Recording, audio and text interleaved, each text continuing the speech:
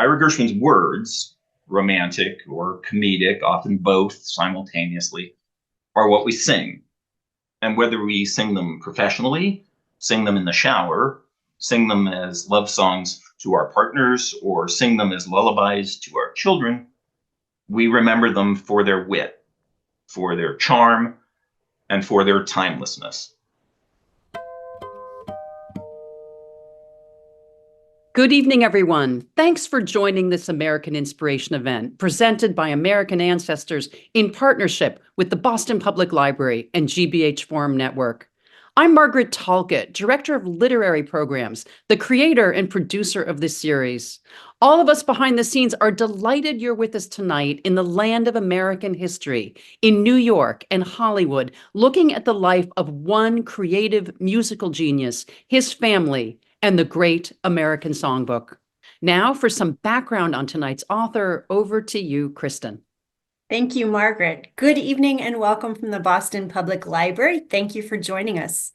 I'm Kristen Motti, a programs librarian at the Central Library of the Boston Public Library. The BPL is thrilled to be co-presenting tonight's program, especially because it's very much aligned with our 2024 programmatic theme, Revolutionary Music, and our upcoming theme for 2025, Revolutionary Art. Tonight, I have the honor of introducing our featured author, Michael Owen. A cultural historian and researcher, Michael Owen acts as the consulting archivist to the estate of Ira Gershwin. He is also the author of Go Slow, The Life of Julie London, and the editor of the recently published The Gershwins Abroad. He's joining us tonight from Wisconsin. We'll meet him in just a moment, but first, Margaret, back over to you. Thank you, Kristen. I'm delighted to welcome back to the series tonight's moderator. In 2022, Mark Clegg joined us with his book, Oh, Say Can You Hear? A Cultural History of the Star-Spangled Banner. That celebrated work was a New York Times editor choice.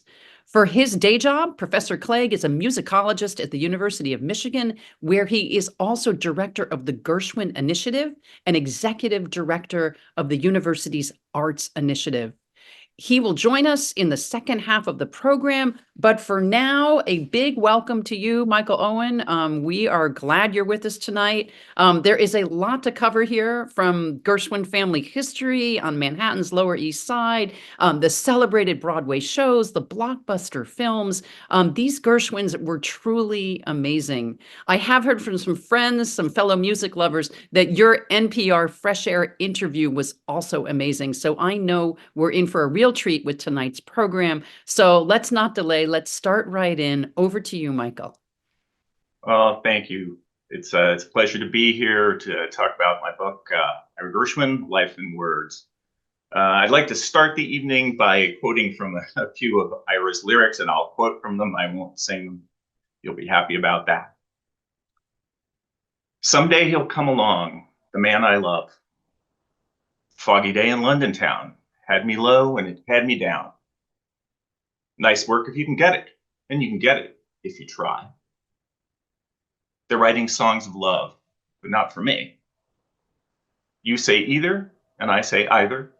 You say neither, and I say neither. They all laughed at Christopher Columbus when he said the world was round.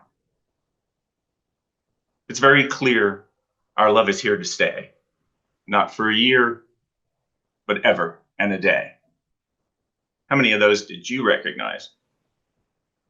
Those were just a small sample of the words of more than 700 lyrics written by Ira Gershwin, one of the songwriters responsible for what is now known as the Great American Songbook. Those songs written largely for Broadway and Hollywood between the 1920s and the 1950s, and on your screen you're seeing a few of the sheet music covers of those songs. These words encapsulate Ira's style, words that evoke an emotional response, whether sadness or joy, often both. They're not words merely thrown together to create a sound, to create an easy rhyme, but they're the result of an extensive struggle on his part to create a synthesis of words and music, a precision that crafted each syllable to the appropriate note in the musical score of the composer he was working with. To some, he was known as the jeweler. Writing a biography of Ira Gershwin, a man who was so self-effacing, yet who left a huge paper trail of archival material, wasn't an easy task. Analyzing thousands of letters, not just Ira's, contracts and legal agreements, photographs, scripts, programs, and other primary source material literally took years. Fortunately, my having managed Ira Gershwin's archive for many years helped. At least I knew where to start looking. To tell Ira's story in the amount of time I have here tonight is even more difficult, but I'll give you an overview by laying out my look at Ira in 4 parts. His early life, his career as a lyricist during the lifetime of his brother George, his career as a lyricist following George's death, and his final years. Ira Gershwin was born on December 6th, 1896 at 60 Eldridge Street on the Lower East Side of New York City. He and his 3 siblings, his 3 younger siblings, George, born 2 years after Ira, Arthur, born in 1900, and his sister Frances, born 10 years to the day after Ira and known as Frankie, were first-generation Americans. And I should say, since we're so close to the date, happy birthday to Ira and Frankie in 3 days. Their parents, Moishe Gershovitz and Rosa Bruskin, had left the Russian Empire in the early 1890s with the hope for a better, safer life than that experienced by many Jews under the rule of the Tsar. They were among the more than 2 million Eastern European Jews who emigrated to the United States in the late 19th century, and they changed the demographics of the cities in which they lived. In 1870, for example, there were only 60,000 Jews in New York City, or less than 1% of the population. 40 years later, there were 1.1 million Jews, or nearly a quarter of the population. Moishe and Rosa soon became Morris and Rose, and Gershowitz became Gershwin, and eventually Gershwin. The family was, for the most part, a secular one. Ira was the only child to have a bar mitzvah. And their most remarkable trait, maybe just the most remarkable trait of their children, and most famously George and Ira, was their self-proclaimed identity as Americans. They were eager to be successful, eager to leave the ways of the old country behind, eager to become Americans. As a boy in this new American century, Ira found his life to be full of surprises, but often bewildering and fatiguing. His brother George was more adaptable, constantly absorbing new experiences. George got into street fights, arrived home with black eyes. As Ira recalled, we were in 2 completely different worlds.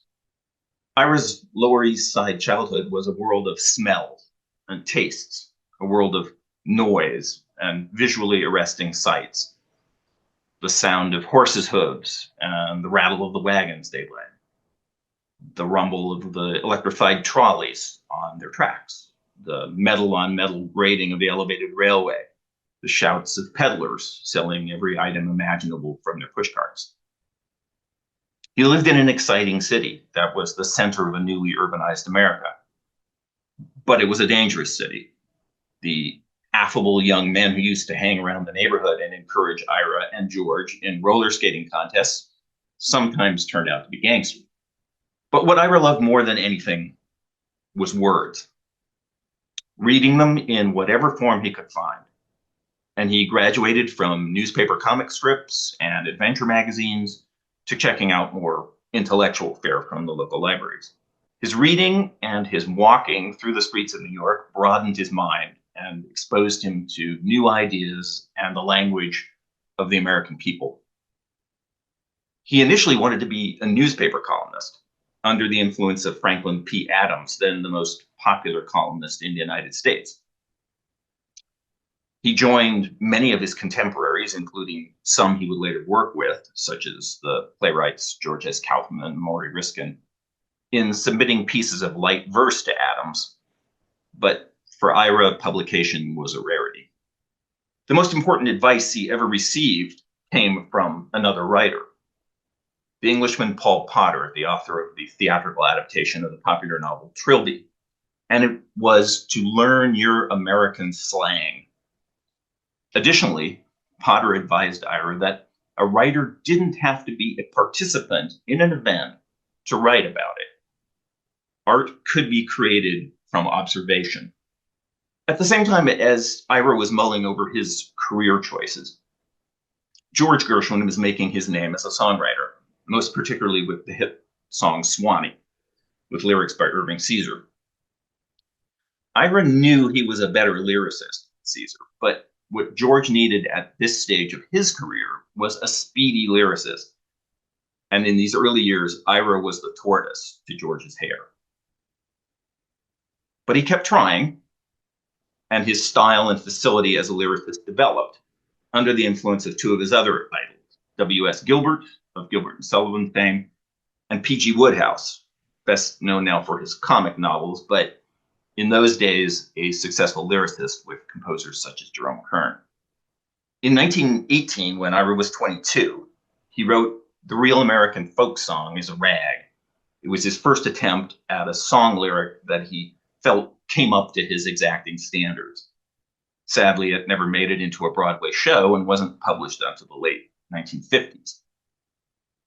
It took 4 more years, until 1922, for Ira to have a truly successful song. I'll Build a Stairway to Paradise was featured in an edition of the popular George White Scandals review, but it's probably best remembered as the lavish production number in the 1951 Oscar-winning movie musical, An American in Paris.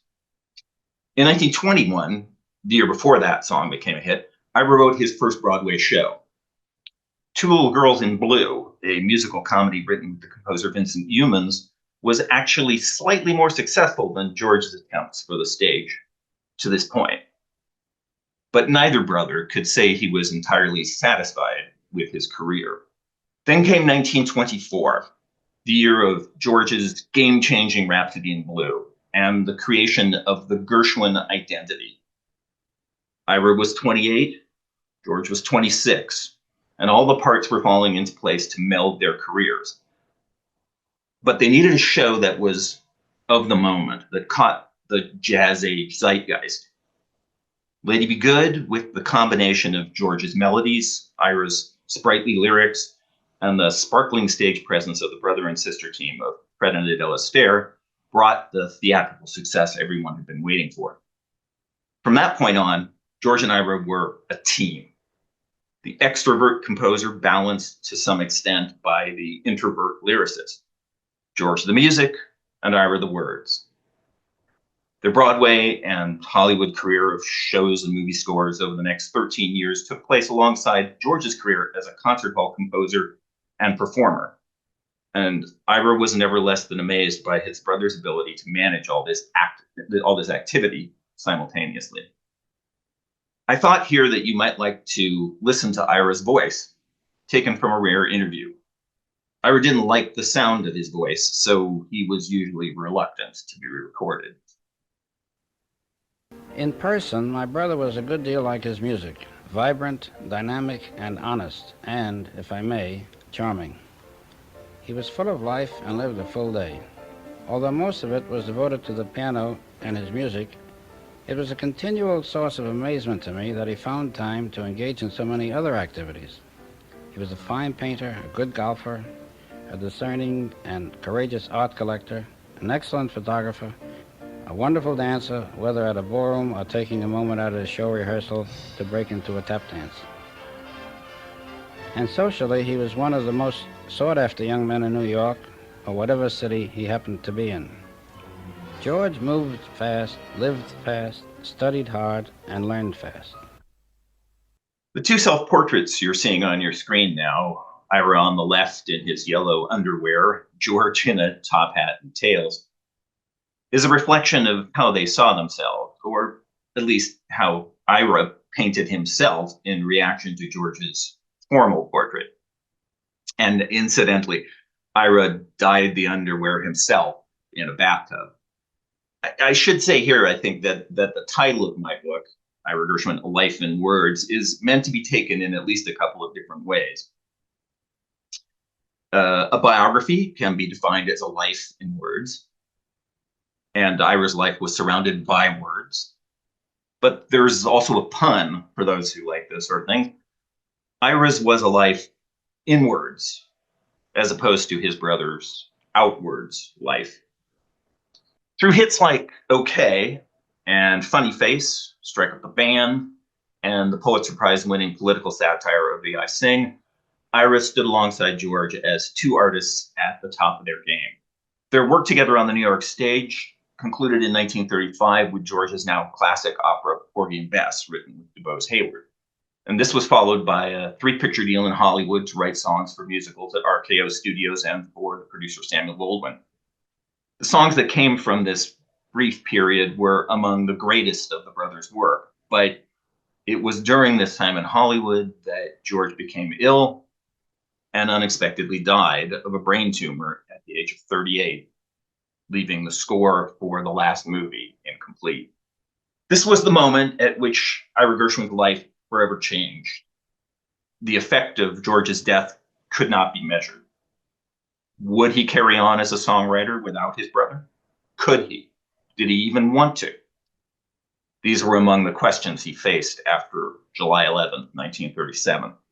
For almost 3 years, most of Ira's time was spent in mourning, while he tried to organize George's papers for safekeeping and dealt with the demands of his mother and the many lawyers who became part of his life. Although the answer to all the questions I asked eventually became yes, and Ira would go on to create words with new music until the mid-1950s, his life at times was an uneven balance as he fed his need to create, while at the same time heeding an inner call to keep the flame of his brother's music alive. During the years of his work with George, Ira had collaborated with other composers, Harold Arlen and Vernon Duke, on 2 reasonably successful revues, shows with a series of songs and sketches, but not much of a plot to hang them on, or none at all. But there was a unique character to Ira's partnership with George, a symbiotic, familial relationship that couldn't be duplicated, no matter how much Ira tried. And while some of his most popular songs, Long Ago and Far Away, written with Jerome Kern, and The Man That Got Away with Harold Arlen among them, both nominated for Best Original Song Oscar, and his most successful Broadway show, Lady in the Dark, written with the German emigre composer Kurt Weill, came during the decades after George's death, his brother was never far from the forefront of his mind. The love he had for George, the thoughts of whether he could have saved him, and what they could have accomplished together had George lived. Still, Ira carried on through heartache and uncertainty. The Beverly Hills home that he shared with Leonore Lee Strunsky Gershwin, his wife of more than 50 years, became the scene of many celebrity-filled parties. It was said that if the porch light was still on, you were welcome to come in. Many of these evenings included singing around the piano, and Ira, on occasion, could be persuaded to join in with a voice that was difficult to listen to sometimes, but quite effective, particularly on his own comedic numbers, including this little ditty, which was cut from the score of an otherwise forgettable movie musical called Give a Girl a Break. Ach du Liebe Papa, when the band commences. Ach du Liebe Papa, makes you lose the senses. We don't Fingermeister singer, but Austrasian waltzes makes the people longer linger on the traffic pulses. On the lovely Papa, we are standing pat. Listen how sublime it is, rhythm and rhyme it is. But for us now time it is to pass the hat. By the mid-1950s, Ira Gershwin and many of his compatriots had to face a changed world of music. Broadway musicals were becoming more expensive to produce, and the types of generally lighthearted songs that Ira wrote were losing their luster. Movie musicals were disappearing, and movie title songs, a field that was lucrative for some lyricists like Johnny Mercer and Sammy Cahn, was anathema to Ira, who needed more character and plot before he could create his magic. And so his thoughts turned to preservation and an archive to house his and his brother's papers. The Library of Congress in Washington, D.C. had begun collecting George Gershwin's original musical manuscripts in the 1940s. Ira would donate his own papers there too. But he continued to keep his own private collection at his home in Beverly Hills.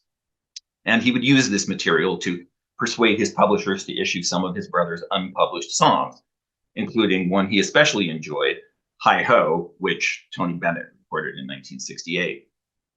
His papers were also an aide de memoire during the long gestation of his 1959 book, Lyrics on Several Occasions. And most importantly, it was a way to keep George alive. The work that benefited the most from Ira's stewardship was Porgy and Bess. Ira's hand guided the ongoing career of the opera from its first full revival in the 1940s through the very successful production of the 1950s that toured around the world. That tour brought Ira Gershwin to the Soviet Union, where he joined the company during its performances there. The Samuel Goldwyn movie version of 1959 and a Columbia cast recording brought Porgy and Bess to a wider audience than theatergoers. In 1976, the Houston Grand Opera restored George's Pride and Joy to its original pre-Broadway length. Thanks in large part to Ira's efforts, Porgy and Bess is now part of the standard operatic repertoire, and George Gershwin's music is programmed by orchestras beyond the once typical Pops concerts. The 7 lyrics I read excerpts from at the beginning of this talk are indelibly meshed with George Gershwin's brilliant, now classic melodies. Those melodies are what we hear, but Ira Gershwin's words, romantic or comedic, often both simultaneously, are what we sing. And whether we sing them professionally, sing them in the shower, sing them as love songs to our partners, or sing them as lullabies to our children, we remember them for their wit, for their charm, and for their timelessness. Ira often found it difficult to believe that decades after their creation, his lyrics were still being sung. So he would be amazed to discover that 40 years after his death, those same words still delight and continue to reach the hearts of new multi-generational audiences. Thanks to all of you for joining me for this brief look at Ira Gershwin's life and career. I hope you enjoyed it. And now I would like to introduce Professor Mark Clegg, who's going to join me for the second half of the evening. Hi, Mark. Hey, Michael. Great to see you, and congratulations. I mean, thank you. I have my copy of your book right here, and pre-ordered. Arrived just a few days ago, though. But thank you. Yes, people are getting the books. I hear that. Yeah, it's been a delight for me to read it, and I just find your prose just crisp and clear, and you tell the story of Ira, without getting in the way, and I think I guess I wondered a little bit about your approach to writing biography, and what was it about this? What did you want to accomplish with this book? Well, I think I had 2 goals. Initially, my initial goal was to try to get people to understand that Ira had a career beyond the work that he did with George. If Ira Gershwin is known by the general public, it's because of the work that he did with his brother. But as I say in the book, and as I just mentioned, he wrote with a lot of other different composers, and so I thought people should know about that. But I also felt like people needed to, or would be interested in, reading about his life prior to fame. So up to 1924 or so, and his first successful show, and how the difficulties of his life, and they're not unusual difficulties for the general public, but his also in terms of how he struggled to find who he was going to be as a writer. He knew he wanted to be a writer, but what sort of a writer was it? And so how did he get from where he began to Lady Be Good, and how to bring those two stories together of his his early days and then his other career. Well, it's sort of stunning that this is the first biography of Ira, and it's 40 years after his death. And I mean, Philip Fury wrote the book about sort of him as a lyricist, right? So Right. there's been some stuff out there, and you know, and of course, there are lots of biographies of George, and Ira's always sort of a subsidiary character. But I think part of what made your book so fresh for me was it was the first time that Ira sort of came out of the shadows and was really focused on, you learned about his love of light verse and his writing for the, you know, student newspapers in high school and college, and just his own ambitions as a humorist, you know, early on. And for me, that was really revelatory, because I'd never seen Ira put center stage in the way your book does. So, I mean, you know, I guess like two questions. What, you know, I think so often when we hear about Ira, it's really as a reflection or as a counterpart to George, right? As sort of George's opposite. And yet that's also sort of, I guess I wonder, is that true? Or does it distort our understanding of one or both brothers? Were there things that they had in common that we never talk about because we're so busy talking about how they were different? Well, I think Ira would be the first to acknowledge that his career would never have been what it was if it hadn't been for George, for his partnership with George. I think one of the things that they had in common, and I do mention it in the book, is that for almost their entire lives, they lived in the same house. Mm-hmm. So they were very close. The furthest apart they were was across the street from one another in their last places in New York City. Other than that, they either lived with their family, their parents and their siblings, until the late 1920s, or they lived in penthouse apartments. So they next to each other. So they were always very geographically close to one another, but they were completely different personalities. And George, this very meteoric person who rose from nowhere, but who then entertained everyone, and Ira, who stayed in the background. And so these are cliches in the Gershwin story, but they are also truisms. And so to say that Ira was a different person, I think I can't say that, but I can say that he had his own personality, which I hope I'm bringing forward in this book, so that people can understand a bit about where he came from, how he got to be who he was, and how he was able to carry on after this devastating event in 1937. Yeah, we're getting a bunch of questions from our audience really about the relationship between the brothers and their family. And I have to say, I've always felt a certain connection with Ira, just because as a researcher of the music of George and Ira, you know, if you go to the Library of Congress, you'll pull out these folders and there'll be sort of a loose sheet of papers. And every once in a while, there's a little note attached. You know, this sort of says this scrap of paper, you know, is from a discarded song, or, you know, that we were going to use for this show, but we didn't. And so you get these little notes from Ira sort of serving as a guide. And so I've always felt that Ira was in some ways the first historian of George's life. I mean, because he so carefully curated that legacy, as you talked about. And so I guess one of the questions we're getting is, you know, what were Ira's feelings about his brother? Was he really jealous of his success, as one might assume, or was there a real admiration and connection? How would you describe how Ira felt about George? A true, deep admiration for what George did, for what George did as a composer, as a performer, as a man. In the audio that I played from the interview, I think what Ira said really did describe his feelings for his brother. He was amazed by what George was able to do. If there was jealousy there, it was only that it ended. And so it wasn't jealousy to George. It was jealousy that George had been taken away from him, that they couldn't continue to work together and create new songs, and for George to go on and write a symphony and the other things that he supposedly was thinking of in those last years.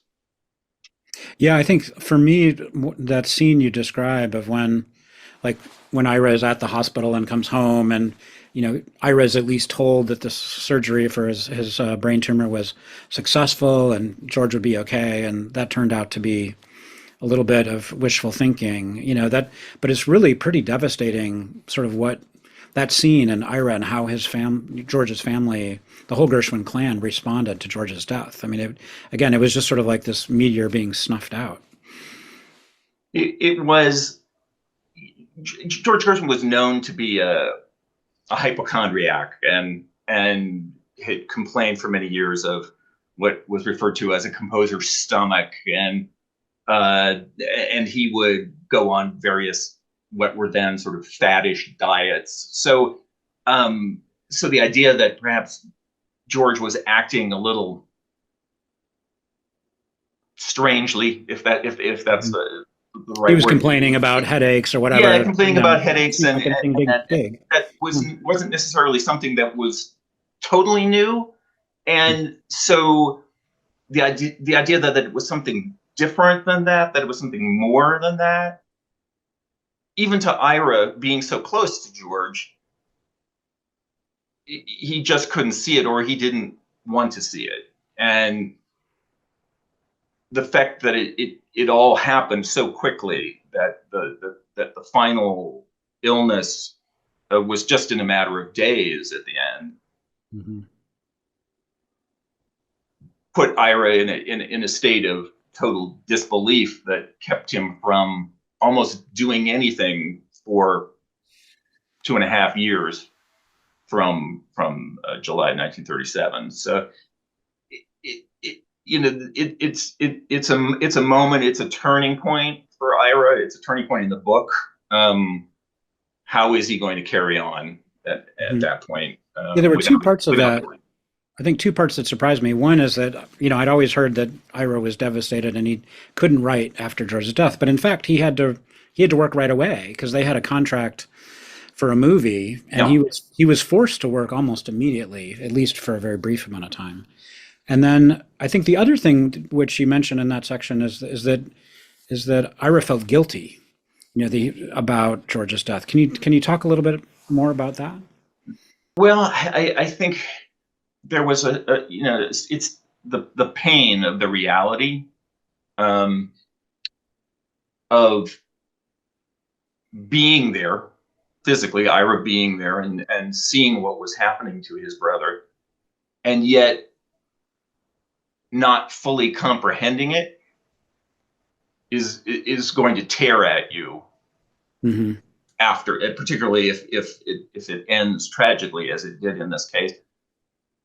And so it puts you in a frame of mind where you are struggling with yourself. You're struggling with how you reacted in such a seemingly poor way to something that devastated everybody. And Ira, more than because he and George were so close,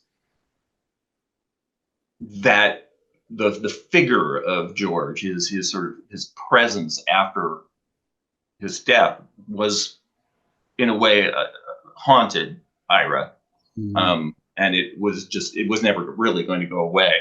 And having all of George's materials still with him, and his piano and some of his paintings, his collection of paintings.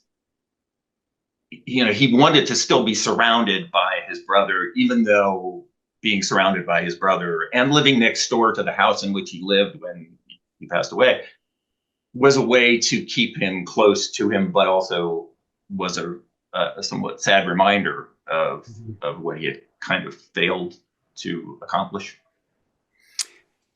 some interesting questions coming in about New York during the time when George and I were growing up. Like, how did that affect them? Were they connected to, for example, the Yiddish theater, or what is it about sort of Manhattan and his upbringing that you think ended up influencing Ira's art? Manhattan was the place to be at that time in the United States. It seemed if you wanted to be creative, and both Ira and George had a creative gene in them, and so to be at that place where there's this maelstrom of new thoughts and new music and new writing and new styles of writing, and then being exposed to the physicality of the Lower East Side, and not that the Gershwins were poor by any stretch of the imagination, but they lived in that general ambiance, I should say. And so it just, everything sort of mixed together. And the newspaper columnists and other writers who Ira admired, he could read them every day in the newspaper and be influenced by them. And that really wasn't going to happen somewhere else in the United States. The question about the Yiddish theater, and that there is some evidence that the Gershwins were aware of it, but it wasn't necessarily something that particularly influenced them, not particularly Ira's writing.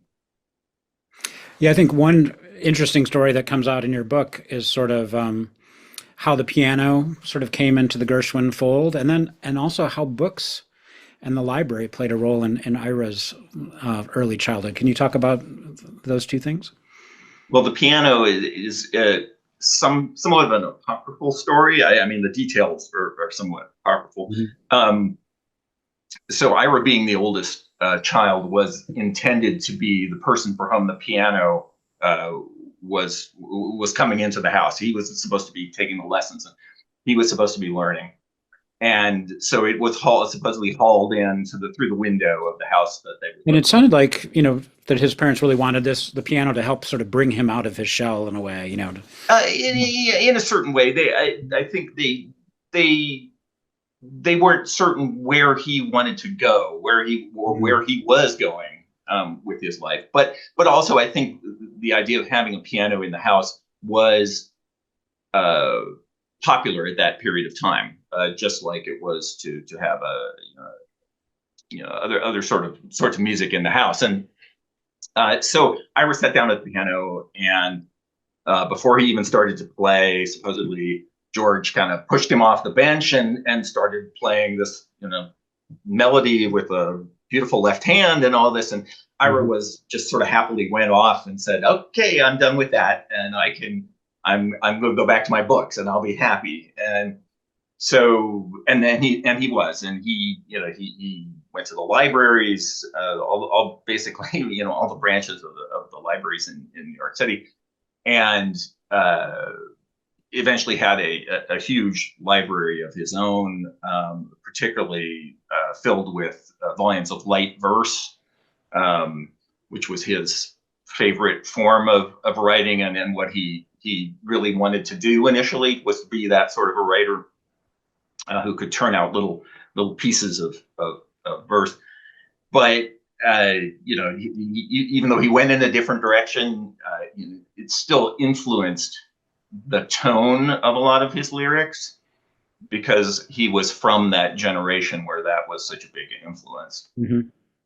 There's a question about sort of what Ira did before he became the lyricist with George, and I think you make a pretty convincing case for me, and I know it's in your edition of the diary, or that he kept, his notebook, when they were touring Europe in 1928, how sort of frugal Ira was, or at least aware of money. Like, he was always tracking money. And so there was really a eureka moment for me when I realized that because of his, of Morris's, of his dad's sort of carefree attitude towards money, that Ira had a very different attitude for money. But can you talk a little bit about the kinds of jobs that Ira had before he finally started writing lyrics?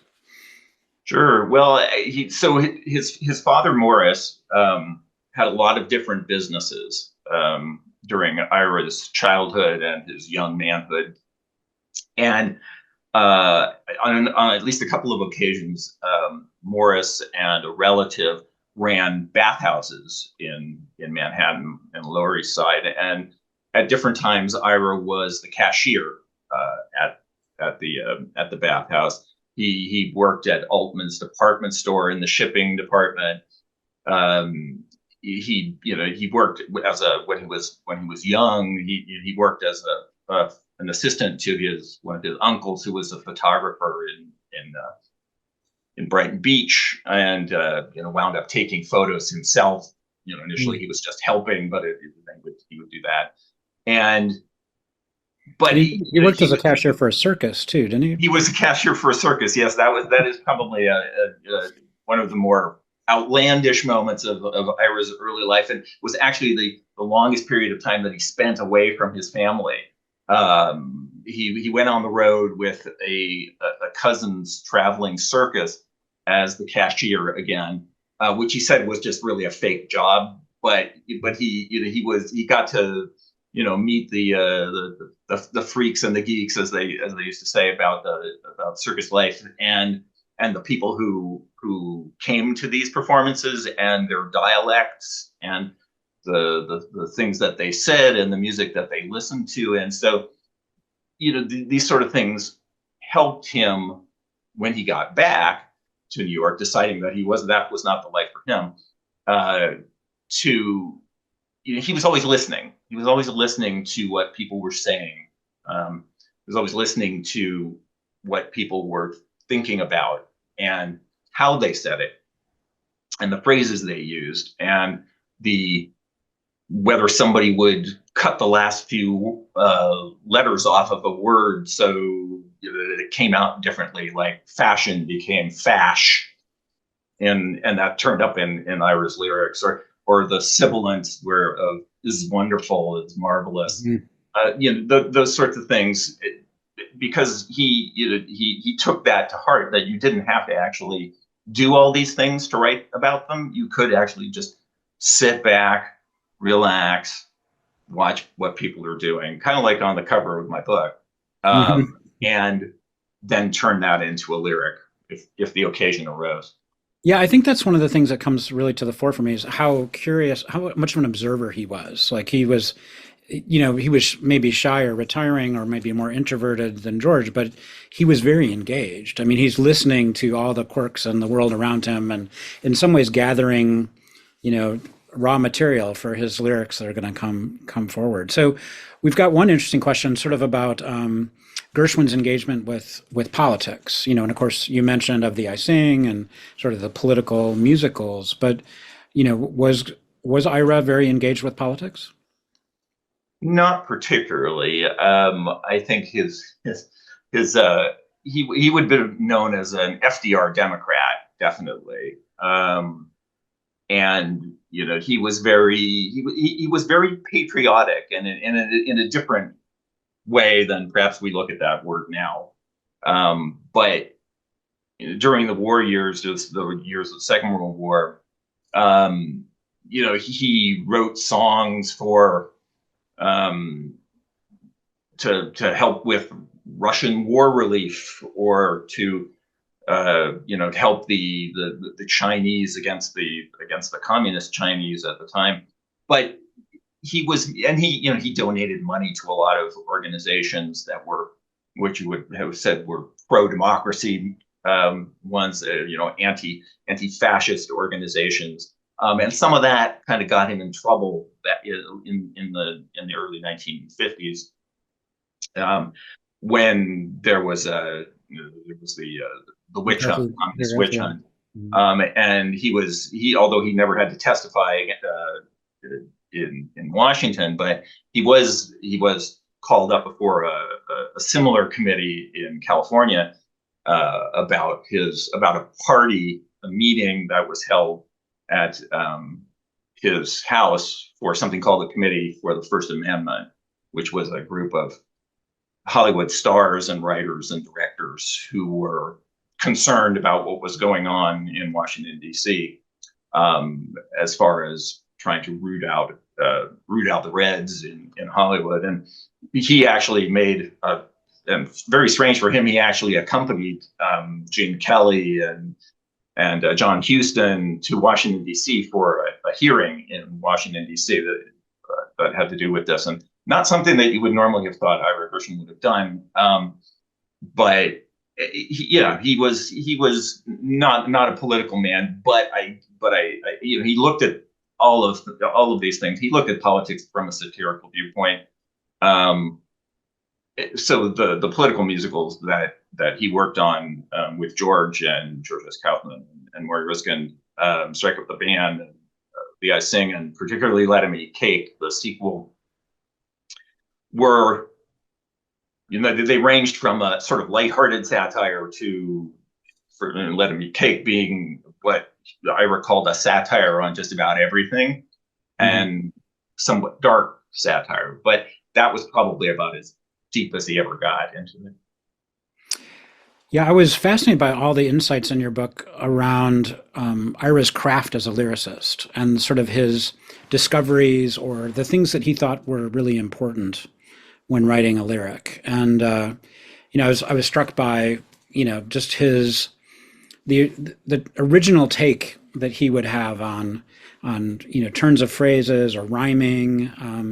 So could you talk just a little bit about, as we listen to Gershwin songs and we're sort of enveloped in these harmonies and melodies from George, what should we pay attention to in the words and to the craft of the lyricist that really brings Ira's art to the fore?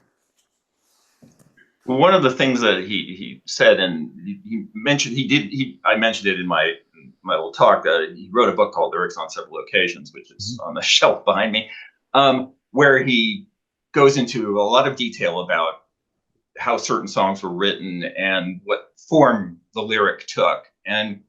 But one of the things that he said was that it was finding the title of a song, finding the right title for a specific song that would fit in, if it was a song written for a show or written for a movie, that would fit into the character and fit into the plot. The title was vital, he said. And if you've it, prove it, he said. So if you listen to a Gershwin lyric, an Ira Gershwin lyric, if you think about the title and then you listen to the lyrics that go with it, if the lyrics make sense with the title, then he has done his job. But if they don't, for some reason, then there are plenty of songs that where the title just has nothing to do with the lyric, or the lyric has nothing to do with the title. You'll see that he's done his job. Now, for a man who wrote over 700 songs, there are bound to be some songs where that doesn't really work. But when he was at the top of his game, that was something that he focused on. Yeah. One of the things, we did a performance here at Michigan of the I Sing, and there was a performance of Strike Up the Band I heard recently in New York. And one of the things that struck me is that in the 1920s and 30s, you didn't have amplification systems with all these individual microphones on all of the performers. And so the audibility of the lyric was really so important to the experience of the audience. And for me, it's almost a game when you hear Ira's rhyming to sort of guess what the next word is. And there's a way in which the rhyming actually, I don't know, it sort of helps convey the words at a time when it was probably pretty hard to hear the lyrics in at least certain parts of the theater. It was one of the things that he complained about, was that if the pit band was particularly loud, and on Girl Crazy in 1930, you had a number of jazz musicians in the pit, Benny Goodman and Jimmy Dorsey and Gene Krupa, going to be very loud. Drummers are not subtle. Ira knew that his lyrics were if people caught every other word, maybe that would be good. And of course, it depends upon the singer too. I mean, you had a lot of in the 20s. You had a lot of performers whose voices did not carry very well. They weren't Ethel Merman. Adele Astaire and Fred Astaire's sister, and Queenie Smith, who was the star of Tiptoes. You know, they had very light voices and nice voices, but not voices that would get a song across. And one of the stories in the book is about how unsuccessful The Man I Love was initially, because it was sung by Adele Astaire in The Man I Love, but she couldn't quite get across that the passion in the song. And so it went from show to show and failed there, and then but was finally taken up as an individual song. And as it started to be recorded, people could hear the lyrics. And so recordings were actually quite valuable for Ira in terms of, well, not just in terms of the monetary value of them, they were that, but also for listeners to actually hear what it was that he said, as long as the singer was paying attention to what he said and wasn't changing his lyrics, which he would get a little peeved about sometimes. Yeah, I know we're sort of running a little bit close on time, so probably only have time for a couple questions left. One comes in as really about the influence of W.S. Gilbert and Sullivan on Ira's art, and particularly, what did Ira know about Gilbert's early ballads and being set to music, and yes, well, Gilbert was probably his earliest influence as a lyricist. His father had Gilbert and Sullivan records at home, and Ira would crank the Victrola and listen to them. And he had a copy of Fab Ballads, and he had when he met Yip Harburg in school, went to grade school with, when they were young men, and he was the one who told Harburg, did you know that these words were actually set to music? So Gilbert came across particularly, I think, in the political musicals, where Ira had a chance to write longer scenes, and not the scenes that would actually describe the plot and would go on for 10 minutes or 12 minutes, and not just be a 3 or 4 minute song, but could carry the production along. And so he relished those opportunities, which were kind of few and far between. All right. Well, final question from me before we bring Margaret back, but is how did you get into Ira Gershwin? What led you down this pathway, and how, as you reflect back on the book and what you've discovered about Ira, what either surprised you or maybe has influenced your own way of living because you've become so close to your subject over all these years? Well, I kind of got into this by accident. In a way, I guess I was in the right place at the right time. I had, prior to starting working for the Gershwin estate, Ira Gershwin's estate, which I have now been working for almost 25 years. I had worked as an accountant, and I was having a career change, and I was going back to school and working on a library degree, a history degree, and I got a call from an agency that I was working for, an employment agency, saying there was a temporary job at the offices of the Ira Gershwin estate in San Francisco to do a large photocopying job of some papers that belonged to one of Ira's attorneys. And so I went, and they hired me, and eventually I wound up in 2005 managing the archive after the death of the Trust's executive director. But I should say that the papers that I did all that photocopying of in the summer of 2000 were actually vital parts of writing the book, because although a lot of it was business paperwork, there was a lot in there, a lot of letters from Ira to his attorney that didn't just talk about legal things, but to talk about his career and different songs. And as far as how it's affected me, I think I kind of like to go by Ira's motto, "Biden my time." So it's kind of sitting back and trying to look at things with a little more of a relaxed, jaundiced eye, perhaps, and not try to jump at everything right away, but sit back and try to relax a bit. Well, thank you so much for a really fascinating conversation and a fantastic book. No, thank you, Mark. Really. And thank Nice to you, talk to you. Mark, for some great questions, and Michael, for this really illuminating discussion. We have learned a lot. I say hooray for temp jobs. And I also say, Me too. yeah, I have met a lot of great people doing temp jobs, and a lot of them have turned into careers for people. I don't feel that goes on these days, but you know what? We have to believe it does. And also hooray for Gilbert and Sullivan. I know we have a lot of fans of Gilbert and Sullivan on with us. So thank you so much for all that you've taught us. And as we do for all our authors in the American Inspiration series, we've asked Michael to do a final reading from his book. So over to you for that. Well, thank you. And thanks for having me on. So,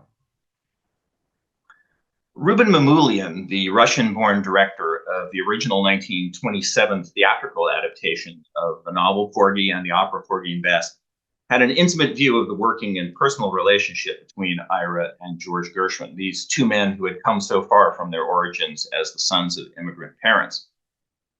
As George and Ira prepared to play through the score of the opera, Mamoulian watched Ira stand over his brother like a guardian angel. The pair blissfully closed their eyes before they performed Summertime, and while George played with the most beatific smile on his face, Ira threw his head back with abandon, his eyes closed, and sang like a nightingale. It was touching, Mamoulian wrote, to see how he, while singing, would become so overwhelmed with admiration for his brother that he would look from him to me with half-open eyes and pantomime with a soft gesture of his hand, as if saying, "He did it. Isn't it wonderful? Isn't he wonderful?" Thank you so much. As a family history organization, we love these brothers' partnerships. And Porgy and Bess, what a phenomenal accomplishment. I mean, history making on so many levels. Thank you for taking us behind the scenes, Michael. Your book is such a gift. Your years worth of archives paying off for all of us listening to this and those of us who read your book. It provides such a great understanding of immigrant families, their successes, and Ira's truly remarkable way with words. Your appendices at the back of all the lyrics and all the shows and the notes, really, really helpful to those of us who follow this closely. And to all of you who tuned in, thank you. We really appreciate your interest in America's history, its battlefields, and its cultural history alike. We will hope to see you soon again. For now, a very good night to all of you, and thank you for joining us, particularly you two gentlemen. Have a good night.